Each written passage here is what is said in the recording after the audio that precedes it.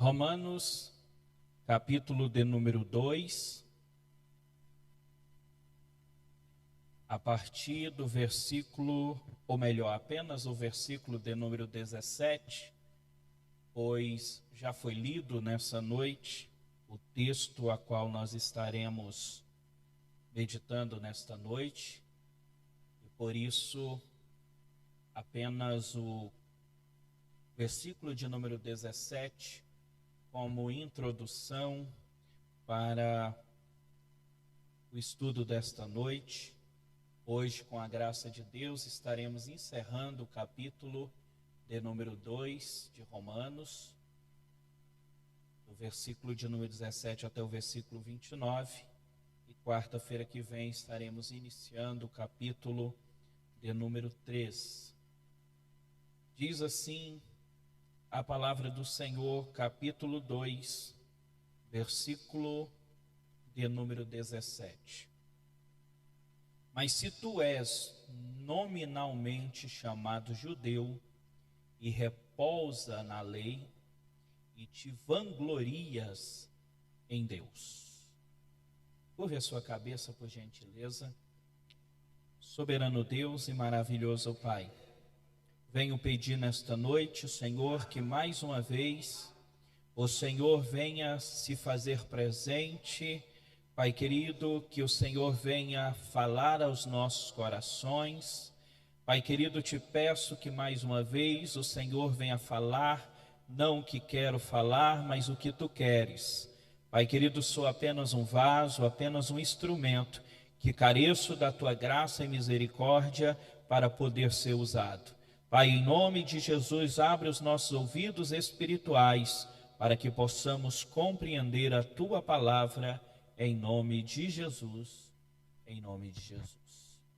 Querido, se assente, mas, por gentileza, mantenha a sua Bíblia aberta, pois nós estamos em um culto de ensinamento da palavra do Senhor, e eu gostaria que você acompanhasse tudo aquilo que nós estaremos falando aqui nessa noite. Eu gosto sempre de frisar no início de cada ministração que, como ficou conhecido e nós adotamos, que Romanos, ele é o Evangelho segundo Paulo. E por isso nós estamos meditando nesta noite a importância deste livro para cada um de nós. Talvez não o livro mais fácil, talvez não o livro menor, mas é um livro de suma importância para nós cristãos conhecermos, estudarmos e meditarmos. O versículo de número 17, que nós lemos agora, antes de ministrar sobre ele, de analisar juntamente com os irmãos sobre ele, nós precisamos lembrar que do capítulo 1, do versículo 18 até o versículo de número 32, Paulo, ele está falando que os gentios, eles tiveram a revelação natural. E aí ele vai dizer que esses gentios, eles desprezaram esta revelação natural. E por ter desprezado esta revelação natural, eles acabam se enveredando pelo caminho da idolatria, pelo caminho da imoralidade, e eles acabam tendo de enfrentar o juízo divino.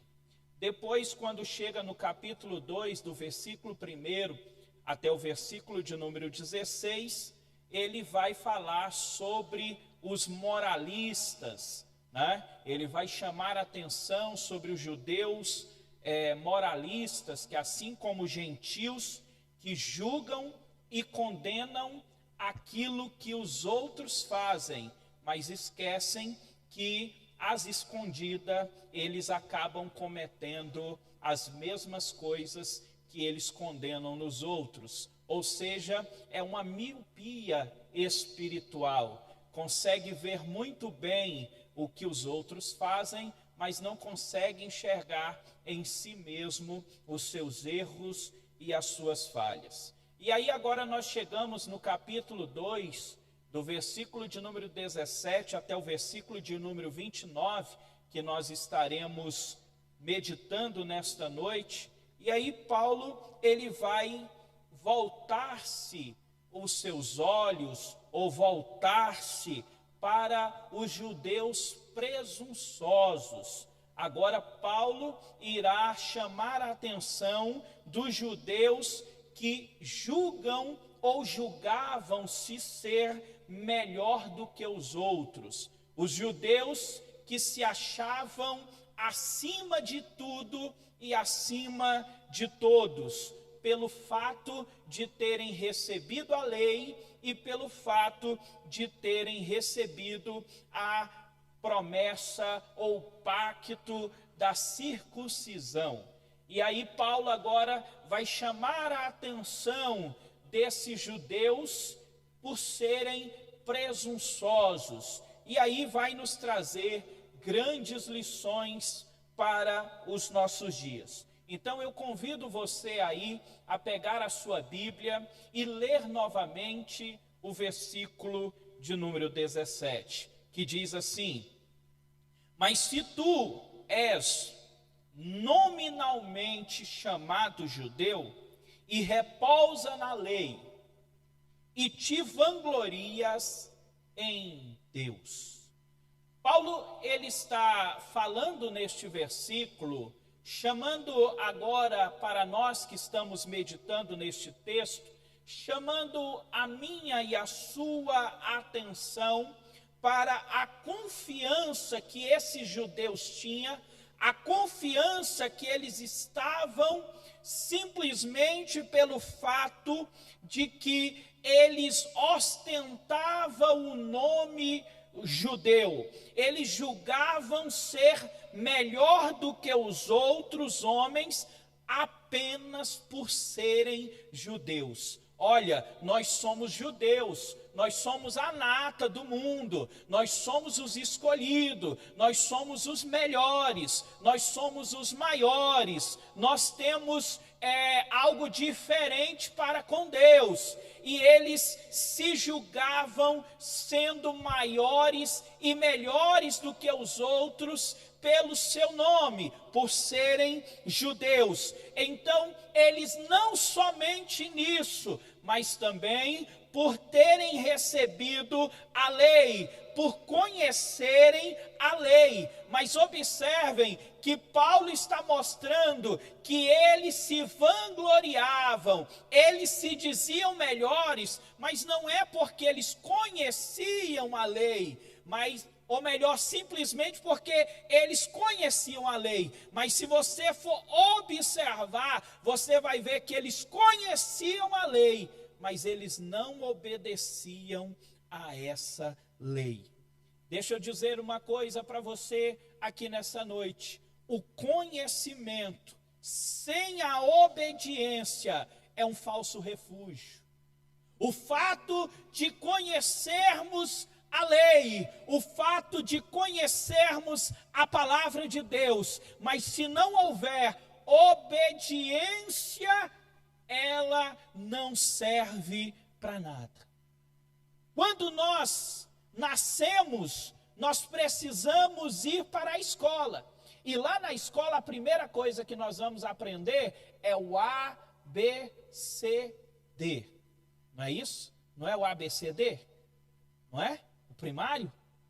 Quando nós aceitamos a Jesus, nós precisamos ir para a escola de Deus. E na escola de Deus, a primeira coisa que eu e você precisamos aprender é o obedecer. Se nós não aprendermos a obedecer a palavra de Deus, obedecer o que nós aprendemos, obedecer o que nos é ensinado, de nada nos adianta o conhecimento. O conhecimento por si só, eu conheço, eu fiz cursos, eu fiz faculdade, eu fiz isso, eu fiz aquilo, mas se eu não aplico, se eu não obedeço aquilo que eu aprendi, de que me adianta o conhecimento? E aí, quando nós olhamos para o texto, Paulo está dizendo que os judeus, eles se vangloriavam: olha, nós recebemos a lei, nós conhecemos a lei, nós entendemos a lei, mas se você perguntar se vocês obedecem à lei, eles não obedeciam à lei. E se nós trazermos para os dias de hoje, fazendo uma aplicação a todos nós, não basta somente conhecermos a lei, não basta somente conhecermos a Bíblia. Eu vejo direto cursos passando pelas redes sociais: aprenda a ler não sei quantas páginas em 1 minuto. E aí eles chegam até mesmo a fazer uma colocação dizendo assim: olha, em 3 dias você consegue ler a Bíblia inteira. E aí eu pergunto para vocês, de que adianta você ler e você não compreender e você automaticamente não poder aplicar porque você não entendeu? A Bíblia, ela não é para ser lida, a Bíblia é para ser estudada. A Bíblia é para ser meditada, porque a Bíblia não é para mim dizer: eu já li a Bíblia de capa a capa 350 vezes, e você obedece o que você leu na Bíblia de capa a capa. Se você já leu a Bíblia, mas se você não obedece aquilo que está na Bíblia, você está seguindo o mesmo caminho dos judeus presunçosos, que diziam: nós conhecemos a lei foi para nós, a lei foi entregue por Moisés para nós repousamos na lei, mas não obedeciam à lei. Então nós precisamos todos os dias pedir ao Senhor: Senhor, nos ensina a obedecer a sua palavra. Obedecer a sua palavra. Ora, nós viemos à igreja, nós viemos aos cultos, e se nós não colocarmos em prática aquilo que nós ouvimos através das ministrações, através dos louvores, nós estamos perdendo o nosso tempo. Porque nós estamos aqui para juntos aprendermos a cada dia e termos comunhão com Deus através uns dos outros. Todos os dias nós aprendemos na igreja. Todos os dias nós ouvimos um louvor, ouvimos uma palavra, lemos um texto, e que isso vai alimentando o nosso ser, vai alimentando a nossa alma e vai fazendo com que cresçamos a cada dia na presença do Senhor. Mas deixa eu te dizer uma coisa: você nunca vai poder dizer: eu já sei de tudo, eu não preciso aprender mais. Não, pelo contrário, quanto mais nós aprendemos, mais nós percebemos que nós ainda não sabíamos de nada. Nós precisamos a cada dia pedir ao Senhor: Senhor, nos revela a tua palavra, nos ensina a tua palavra, mas não somente nos revela e nos ensina, mas nos ajuda a obedecer a sua palavra. Olha o que diz aí o versículo 18: e conheces a sua vontade, e discernes, aprovando as coisas mais excelentes, sendo instruído na lei. Então, observa que o conhecimento dos judeus em relação à vontade de Deus fazia com que eles entendessem que eles eram superiores por causa do conhecimento que eles haviam recebido. Porque Paulo ele vem dizendo desde o início de uma revelação natural, Ou seja, o ser humano, ele nasce com a revelação natural dentro dele, aonde ele consegue ver Deus através da natureza, ele consegue ver Deus através das coisas que a natureza está mostrando, e essa é a revelação natural. Mas agora os judeus, eles não recebem somente a revelação natural, mas agora os judeus também, eles têm a palavra de Deus. Pastor, mas eles tinham só a lei, eles tinham só o Pentateuco. É isso mesmo, Gênesis, Êxodo, Levítico, Números e Deuteronômio. E para eles, naquele momento, era a palavra de Deus. E eles se gloriavam nisso. Olha, nós temos aquilo que outros não têm. Nós temos aquilo que os outros não conquistaram. Nós temos aquilo que os pagãos não têm. Porque os pagãos têm apenas a revelação natural. Mas nós temos a palavra de Deus. Irmãos, os judeus, eles vão usar isso como uma forma de que os pagãos estão aqui e nós estamos aqui. Nós somos superiores aos outros. Irmãos, nós precisamos tomar muito cuidado quando nós começamos a crescer na graça de Deus. Nós não podemos deixar isso subir para a nossa cabeça. Nós não podemos deixar que os outros pensem que nós estamos querendo ser melhores do que os outros, porque nós tivemos oportunidades de estudar um pouco mais, de conhecer um pouco mais, de ler um pouco mais, de meditar um pouco mais, e a gente começar a menosprezar aqueles que não tiveram a mesma oportunidade que nós tivemos. Deixa eu dizer uma coisa para você, nunca se esqueça que a unção, ela faz a diferença.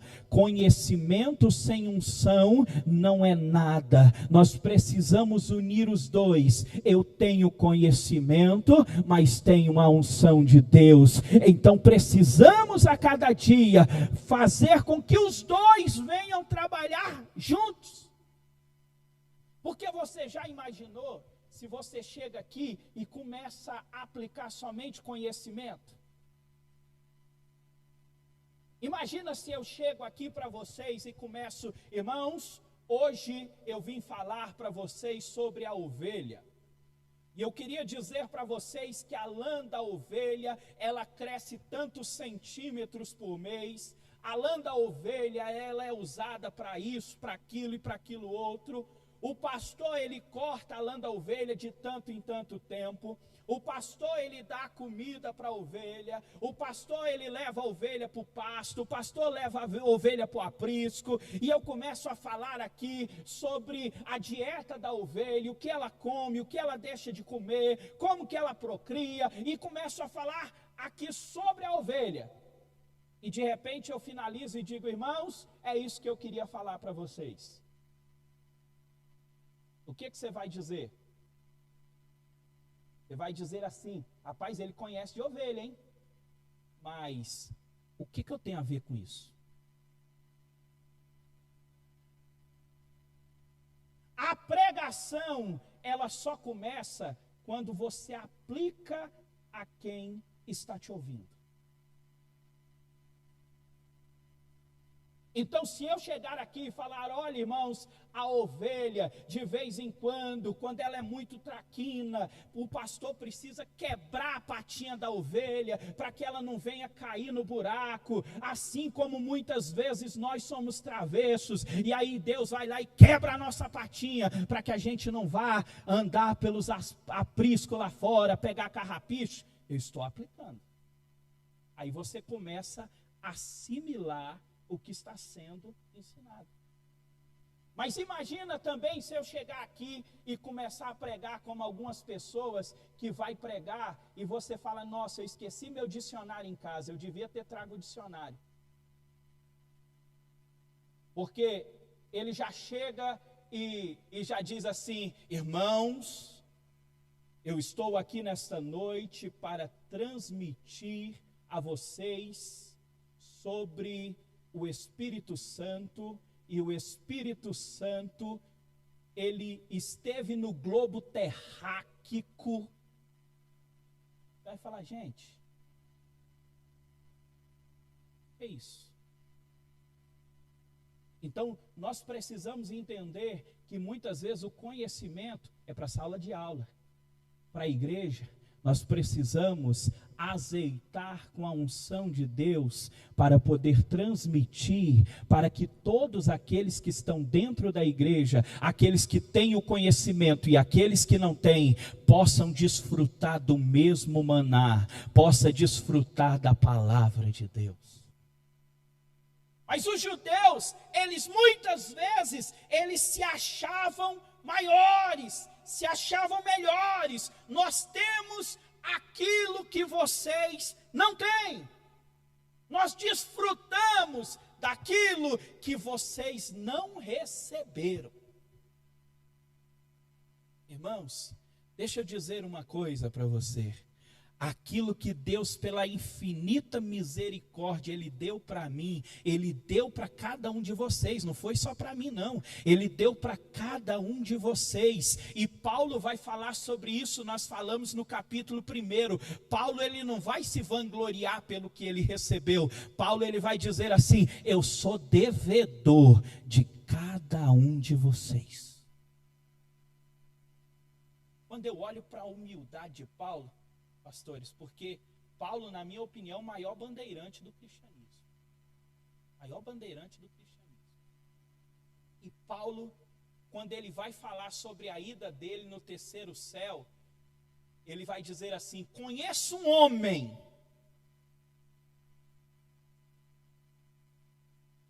que se no corpo não sei, se fora do corpo não sei, Deus sabe, mas eu sei que ele foi até o terceiro céu. E lá foi-lhe revelado coisas inefáveis, da qual não foi permitido sequer falar. Irmãos, se fosse algumas pessoas que tem hoje, a cada vírgula ele ia colocar o eu. Eu fui até o terceiro céu, e eu recebi coisas inefáveis, a qual eu não pude contar.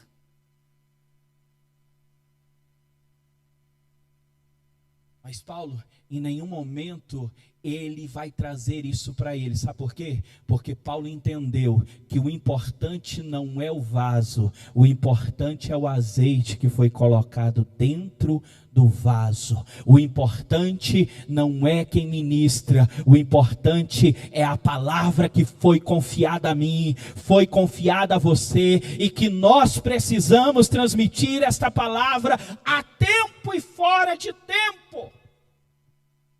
Nós precisamos anunciar.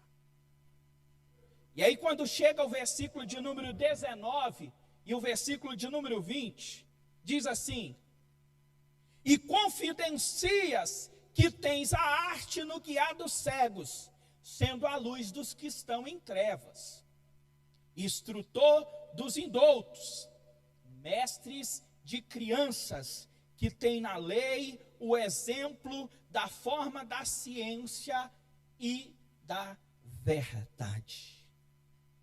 Irmãos,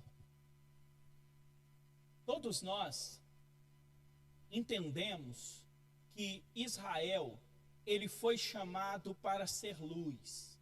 Israel foi chamado para ser instrutor das outras nações.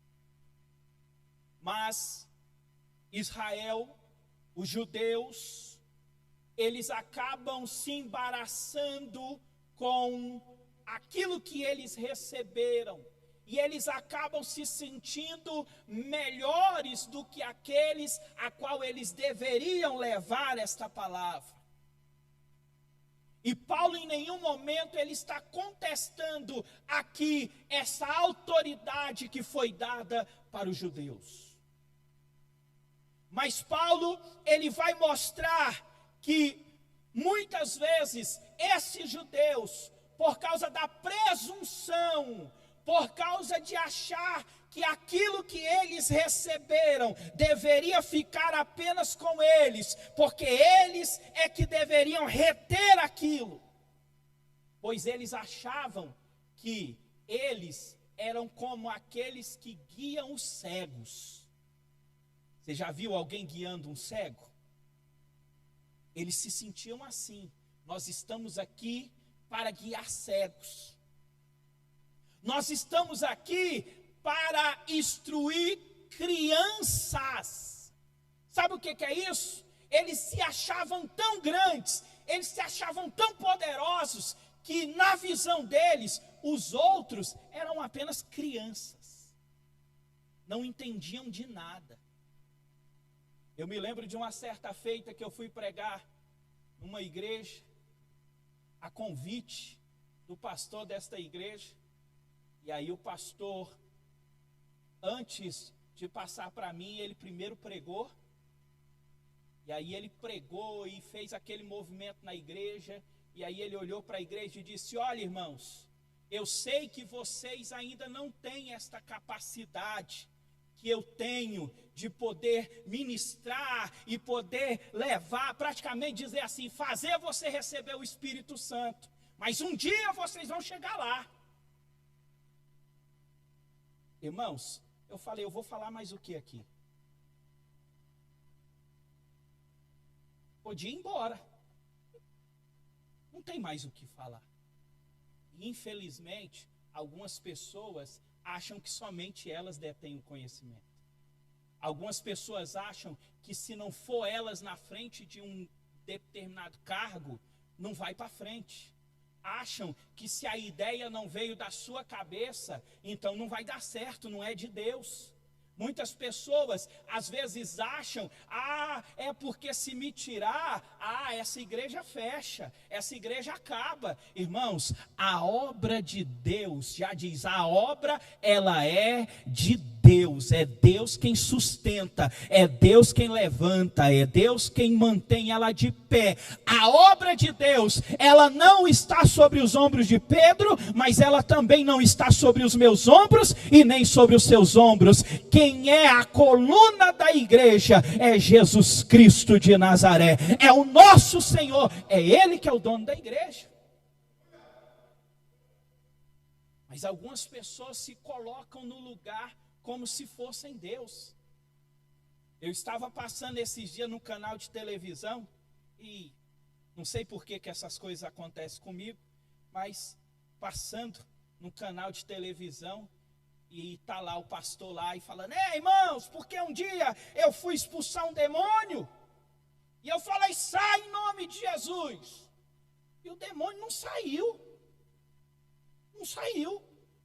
Aí eu falei: não vai sair não? Falei: você vai sair agora, sai! E saiu, porque nem sempre só o nome de Jesus é suficiente. Rapaz, esse aí é poderoso mesmo. Autoridade maior do que o nome de Jesus. Aí quando eu digo que já existe pessoas querendo ser semideuses, aí muitas pessoas falam: não, pastor, calma, não é bem assim. É bem assim, sim. Existe muitas pessoas que vai subindo cargo e vai subindo. É igual pregador. Pregador antigamente, quando queria exaltar o pregador, chamava ele de preletor. Agora, como tem preletor demais, aí é preletor nacional, preletor internacional, já tem até o preletor intergaláctico. Irmãos, que isso? Para que isso? Não precisa disso. Não precisa. Entenda uma coisa: nós somos apenas o vaso. A essência é que é e que pode e que faz. Você já viu aquelas pessoas? Se Deus não fizer aqui hoje, eu vou rasgar a Bíblia. Vou rasgar. O meu Jesus não trabalha sob pressão, não. Tem gente que às vezes chega na igreja e começa a esmurrar o banco. Se Deus não falar comigo hoje, eu nunca mais piso nessa igreja. Ó, poderoso. Mas deixa eu te dizer uma coisa. Quem manda é Ele. Quem determina é Ele. Quem manda e faz é Ele. Quem tem autoridade e poder é Ele. Quem sabe de todas as coisas é Ele. É Ele que tem todo o poder. É Jesus Cristo. É Ele. Então os judeus, eles trabalhavam na arrogância. Ensinaram uma coisa, mas só que tinha um problema. Eles ensinavam uma coisa, mas eles viviam outra. Irmãos, deixa eu dizer uma coisa para você. Tem pessoas que às vezes olham daí de baixo e olha aqui para cima e acha só vê glamour. Olha lá, em cima do púlpito. Irmãos, deixa eu dizer uma coisa para você. Aqui, se não for a graça e a misericórdia de Deus, nós não estaríamos aqui.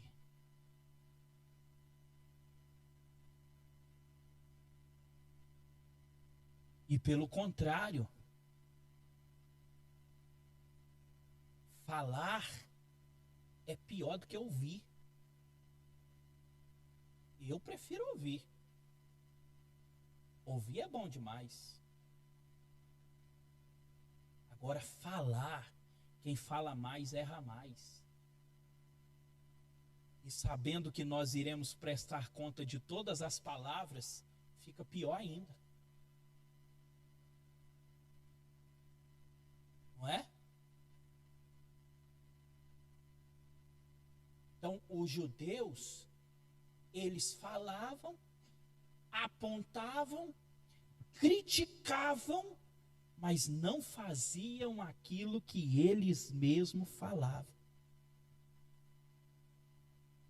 Olha só, veja o versículo 21. Olha o que diz aí o versículo 21.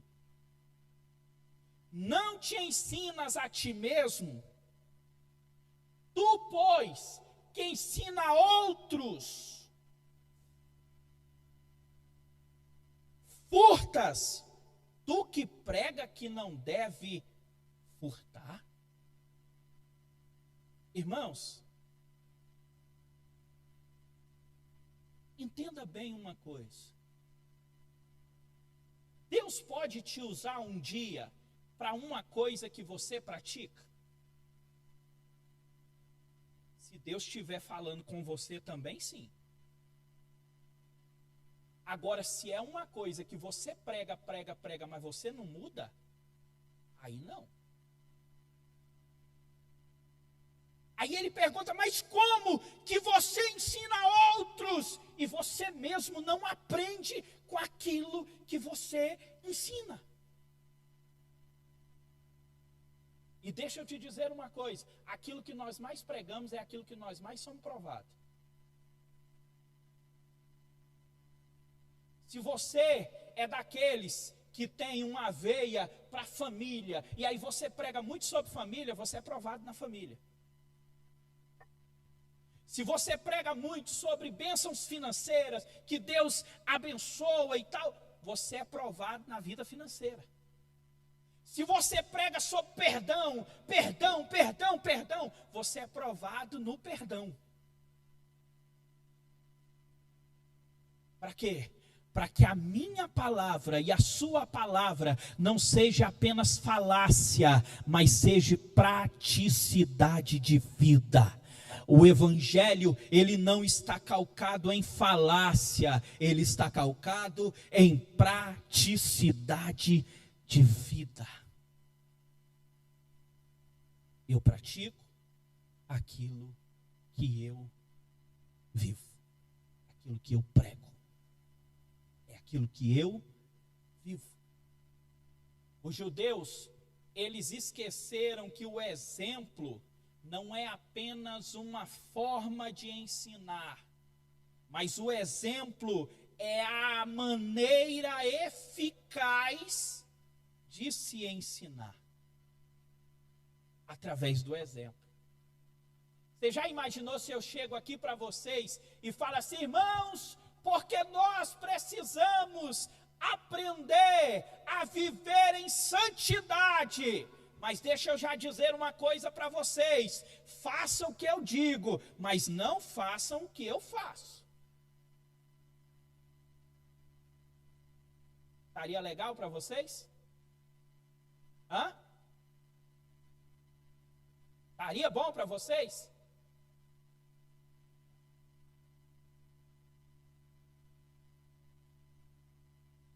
Imagina, por exemplo, quando alguém chega assim e pergunta para mim: pastor, isso é pecado? Eu pergunto: se você me vesse fazendo isso, o que você acha? Ah, pastor, é pecado.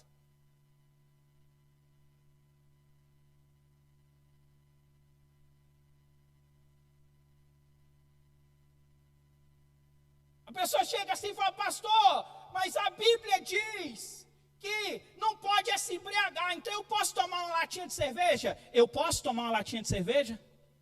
Se você me vê tomando uma latinha de cerveja, está tudo bem para você? Não, pastor, o senhor não pode não. Mas como assim? Qual é a diferença?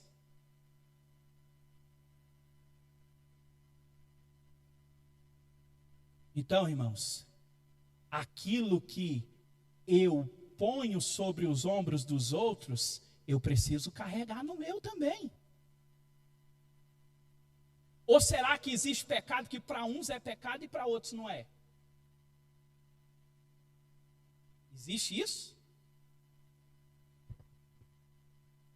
Mas os judeus, eles se colocavam como assim: nós estamos acima, nós estamos escolhidos para poder ensinar, para poder orientar, para poder direcionar. Aí o que eu faço? Não, o que eu faço não importa. O que importa é o que nós recebemos para transmitir. E eles esqueceram que o testemunho, ele vale muito mais do que uma pregação.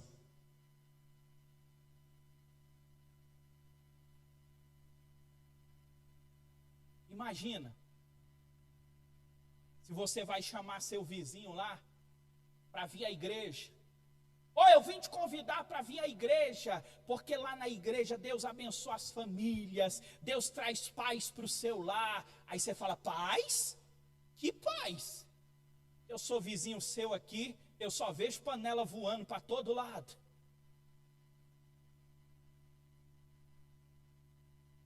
E aí?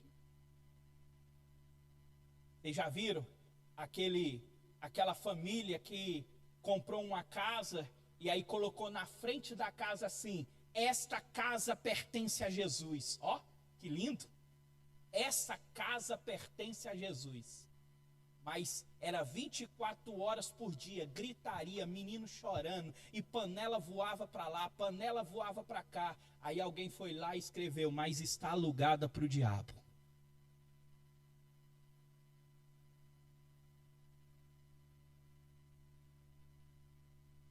Nós precisamos entender que ainda que seu vizinho não fale com você, mas todo dia quando você sai para ir para a igreja, ele olha e ele vê: olha, ela vai todo dia para a igreja, faça sol, faça chuva, ele vai todo dia para a casa do Senhor. Quando for um dia ele vai olhar e vai dizer assim para você: ei, eu queria ir lá na sua igreja porque eu queria sentir o que você sente, eu queria ter o que você tem, porque mesmo em meio à luta, à aflição, à dificuldade, eu nunca vi você murmurando, eu nunca vi você reclamando, eu nunca vi você dizendo um palavrão. Pelo contrário, eu só vejo você sorrindo e cantando e glorificando a Deus. Aí você vai fechar e vai dizer: mas sabe por quê? É porque eu tenho até alguns probleminha aqui embaixo, mas eu tenho um Deus lá em cima que resolve todos os meus problemas. E se você quiser esse Deus também, vamos comigo. Porque a melhor forma de pregar é essa: vem e vê. A melhor forma de você pregar.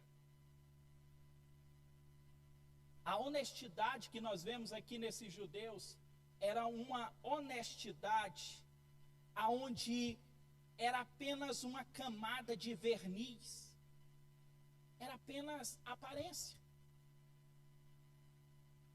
E aí, nós percebemos que eles colocavam uma máscara, ou melhor, eles afivelavam uma máscara para fingir ser aquilo que eles não eram. E deixa eu dizer uma coisa para vocês, irmãos, a máscara, ela pode estar mais afivelada, apertada, presa, com cadeado, o jeito que for, mas um dia ela cai.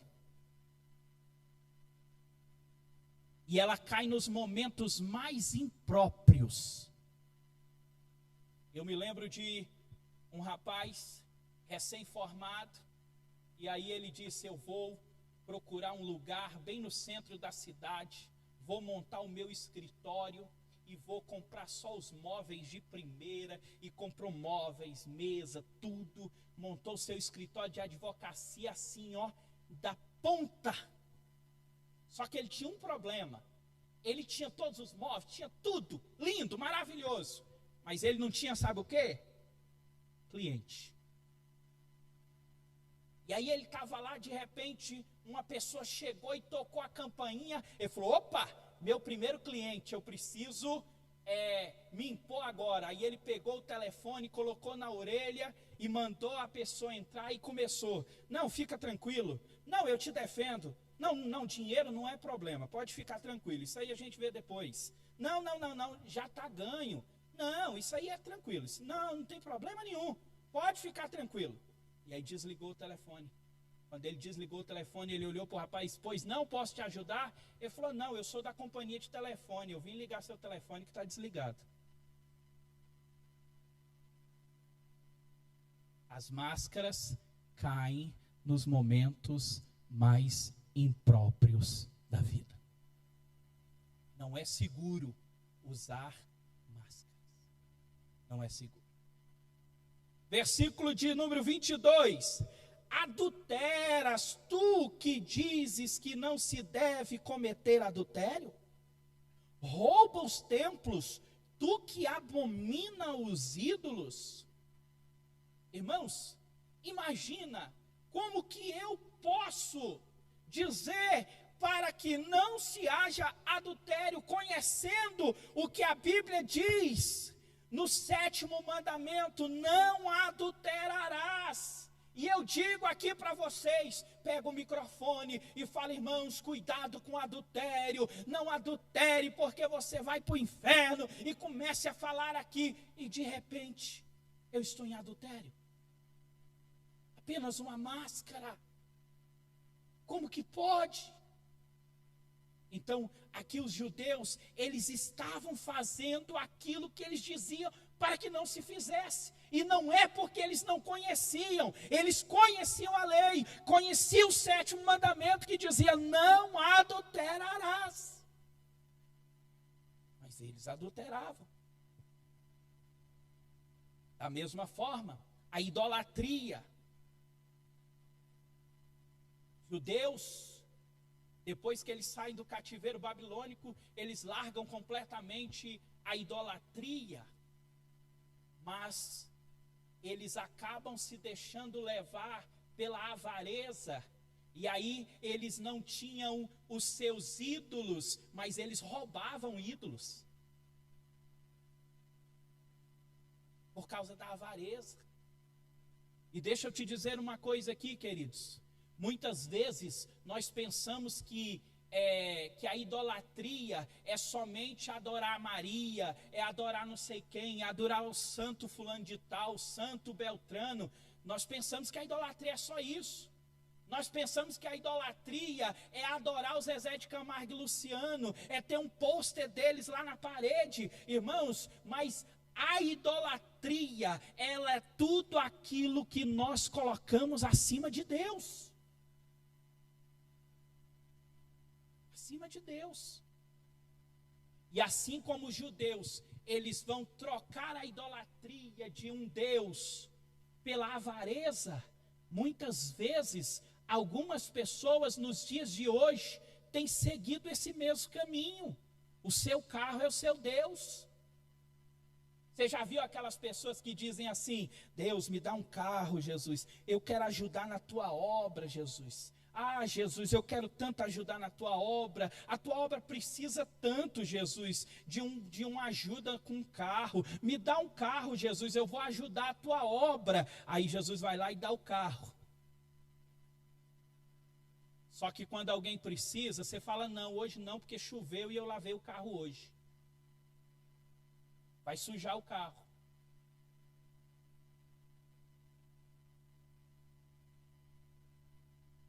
Mas não era para a obra.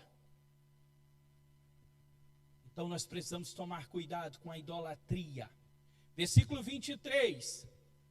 Desonra a Deus pela transgressão da lei, tu que glorias na lei. Irmãos, a lei, ela é o dever do homem. Jesus disse que se eu e você fizermos somente aquilo que nos é mandado, nós somos, sabe o quê? Servos inúteis. Observe que, se nós fazemos somente aquilo que a lei manda, embora ninguém consegue cumprir toda a lei, mas nós somos servos inúteis. Observe que a mesma lei que eles diziam e afirmavam obedecer, é a mesma lei que estava condenando ele, dizendo que eles estavam sendo desobedientes. Você já viu que a gente às vezes fala assim, a gente fala: gente, mas como é que pode a igreja fulana de tal, ela tem lá na Bíblia dela condenando tal coisa, e mesmo assim eles fazem. Não é? Mas muitas vezes a gente faz isso dentro da igreja também. A gente guarda aquele textinho escondido e fala: não, esse aí eu não quero saber dele não. Não quero conhecer esse aí não. Escute bem, nós precisamos entender que a palavra de Deus, ela foi deixada para cada um de nós. E é uma dádiva que nós precisamos meditar dia após dia. É a bússola que nos direciona para estarmos com Deus. A palavra de Deus é o que nos direciona e nos orienta para que possamos saber o caminho para se encontrar com o nosso Senhor.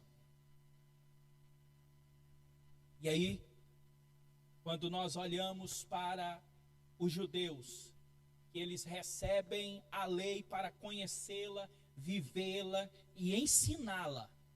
Se você pegar aí Esdras, capítulo de número 7, versículo de número 10, você vai ver assim: porque Esdras havia proposto no seu coração buscar a lei do Senhor, para cumpri-la e para ensinar a Israel os seus estatutos e juízos. Então primeiro ele busca, não é? Primeiro ele vai buscar, depois ele vai cumpri-la, ele vai obedecê-la, para só depois ele ensinar. Então esse é o caminho que nós precisamos seguir: aprender, obedecer e depois ensinar. Eu tenho por costume dizer assim: sabe qual é aquela palavra que você tem que trazer para a igreja? É aquela que queimou você primeiro. Se você está lendo um texto e aquele texto queimou em você, aquele texto falou com você, você pode trazer que Deus tem algo para falar. Porque primeiro é em nós. Mas um dos maiores perigos da igreja contemporânea é enfrentar a inconsistência no testemunho. No testemunho. Algumas pessoas às vezes pensam que o testemunho dela não vale, o que importa é quem ela é aqui dentro da igreja. O que importa é que aqui na igreja ela canta, ela prega, ela pula, ela sapateia, ele fala em línguas estranhas, ele profetiza, mas não importa quem eu sou lá fora. Não é isso que a Bíblia diz. Não é isso que a Bíblia nos ensina. A Bíblia diz que nós precisamos ser luz lá nas trevas. Eu preciso ser luz no meu trabalho, eu preciso ser luz na minha escola, eu preciso ser luz na minha casa, eu preciso ser luz aonde eu estiver. Versículo 25.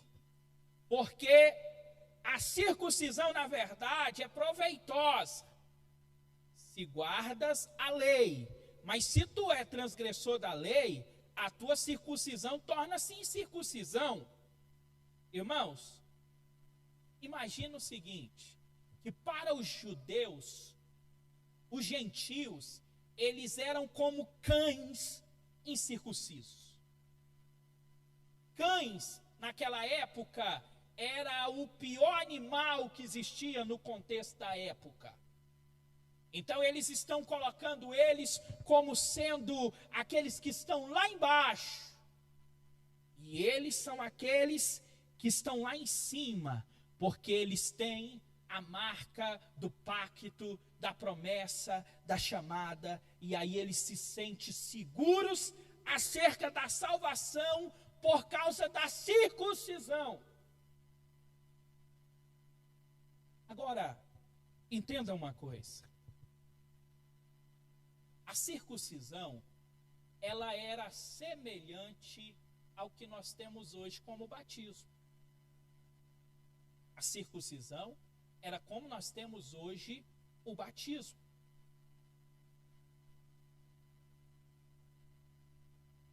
O batismo em si, ele traz salvação? Traz, pastor? Traz, pastor. O batismo, ele é um tipo que quem já é salvo batiza.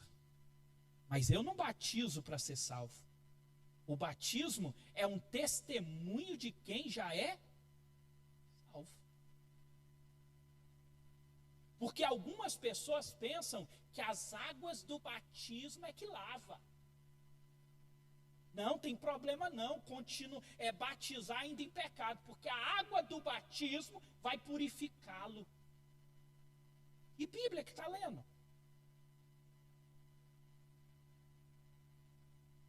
Entenda bem isso.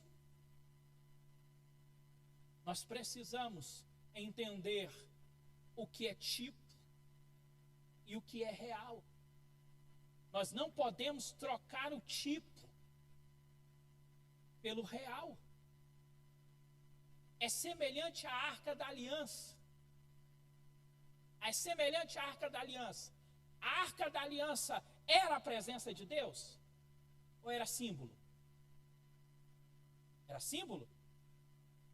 A Arca da Aliança era símbolo da presença de Deus. Mas não era a presença de Deus. Ela simbolizava a presença de Deus. Por isso que quando você vai ver lá em Jeremias 3,16, o Senhor vai proibir que se refaça a arca. Você já viu esse texto? Olha lá, Jeremias 3,16, que diz: e acontecerá naqueles dias, que quando vos multiplicardes e ficardes na terra, diz o Senhor Jeová, não dirás mais, a arca da aliança do Senhor Jeová, nem a recordarão, nem a mencionarão, nem ireis visitá-la, nem mais será restabelecida. Mas aí tem muitas pessoas aí que vivem numa briga. Onde a arca está? Aí uns falam, a arca está debaixo do templo. Outros falam, Deus levou a arca de volta para o céu. Irmãos, o que importa onde a arca está? Até Indiana Jones entrou nessa história, em busca da arca perdida.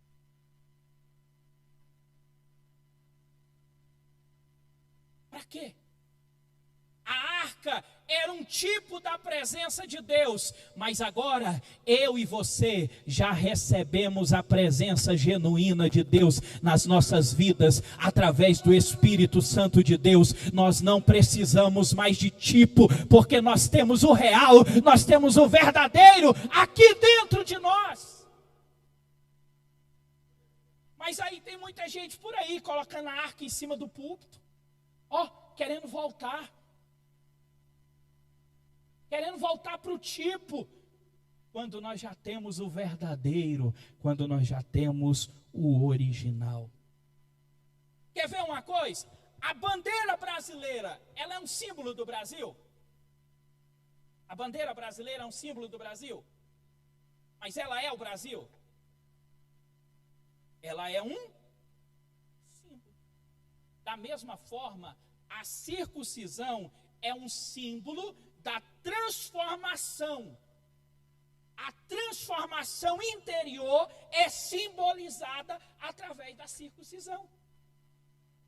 Ou seja, o batismo nas águas é o ser humano expondo exteriormente a transformação que ele recebeu interiormente.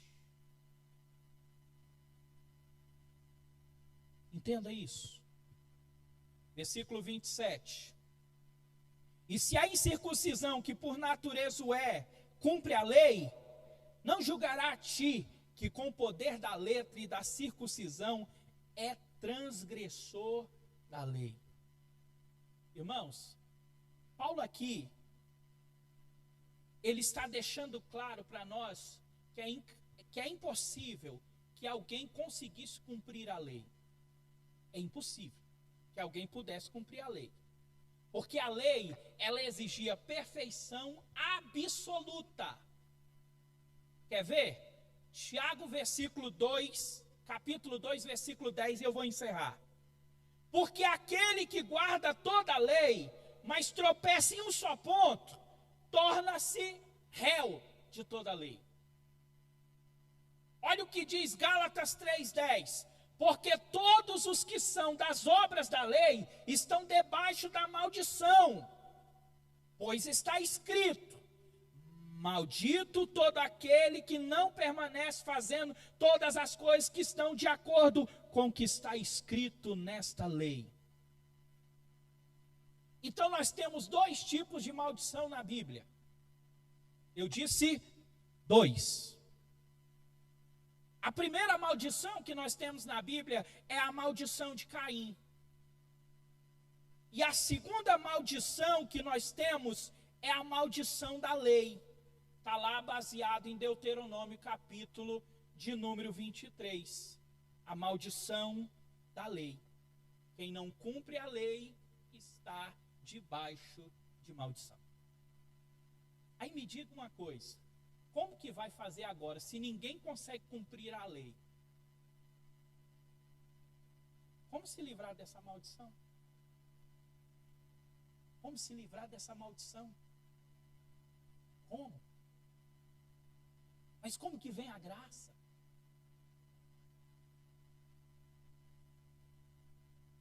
Sabe como foi que eu e você recebemos? Eu e você recebemos porque Jesus Cristo, o Filho do Deus vivo, ele resolveu sair do seu trono de glória e vir até esta terra.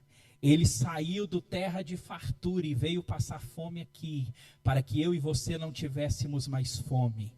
Ele saiu da terra de glória, passar necessidades aqui neste mundo, para que eu e você pudéssemos entender que ainda que esteja difícil, mas Jesus está ao seu lado, te dando força, te dando graça e te ajudando. Aí ele veio a este mundo, e aí nós vamos começar a entender, Isaac, quando ele diz assim: eu não vim revogar a lei, mas eu vim o quê? Porque nenhum homem seria capaz de cumprir a lei. Então ele vem, cumpre a lei e diz: em mim vocês terão cumprido a lei também. Estão livres da maldição. Mas pastor, como é que eu vou estar em Cristo? Ele vai deixar um símbolo. Ele vai deixar um símbolo. Sabe qual foi o símbolo que ele deixou?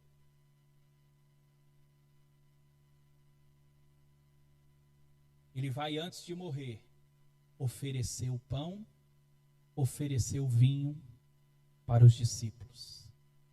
dizendo: isso aqui é o meu corpo, isso aqui é o meu sangue. Sabe por quê? Porque quando você come do corpo e quando você bebe do sangue dele, agora você faz parte dele.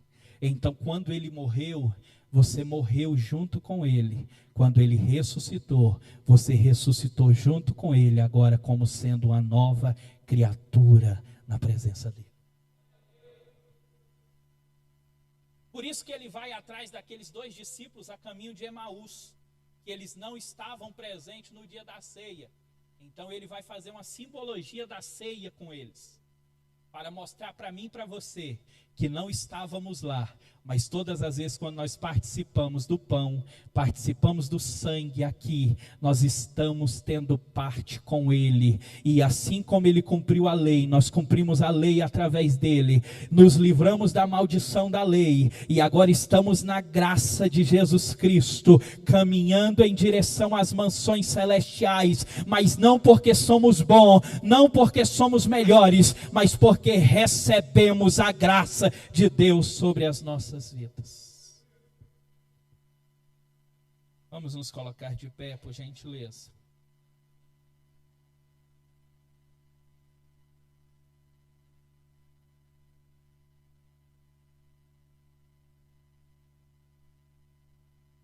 Eu quero nessa noite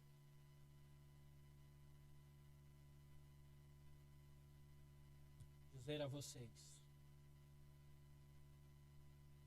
daí a importância da Santa Ceia do Senhor.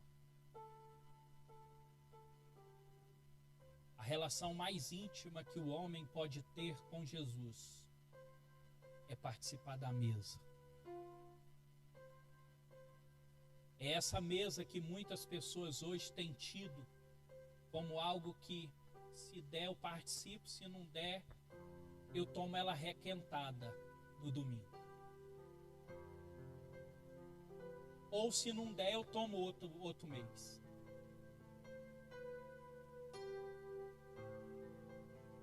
Nós precisamos entender que quando nós participamos da ceia do Senhor, nós estamos tendo o ato mais íntimo que nós podemos ter com Cristo.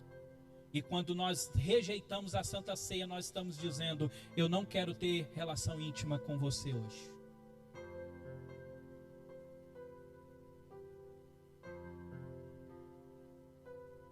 Cuidado. Cuidado. Santa Ceia é algo muito sério. E ainda que muitas pessoas tenham colocado isso em descrédito, mas é uma dádiva que Deus deixou para mim e para você, que venhamos continuar a cada dia anunciando, participando, até o dia que Ele vier. Curve a sua cabeça, por gentileza.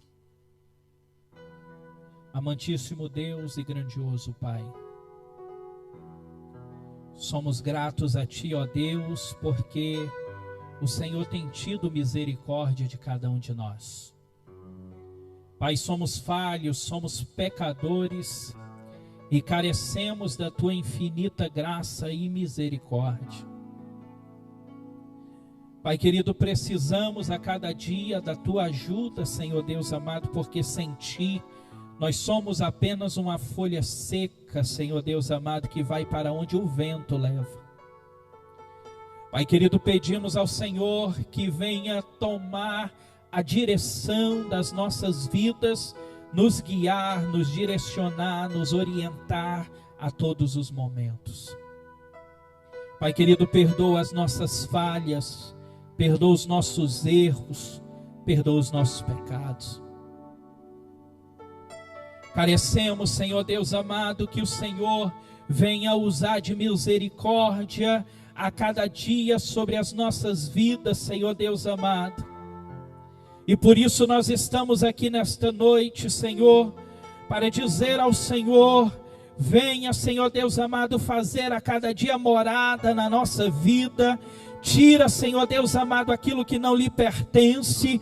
Tira aquilo, Senhor Deus amado, que ainda impede de receber plenamente a presença do Senhor, de receber plenamente a presença, a unção do Teu Espírito Santo.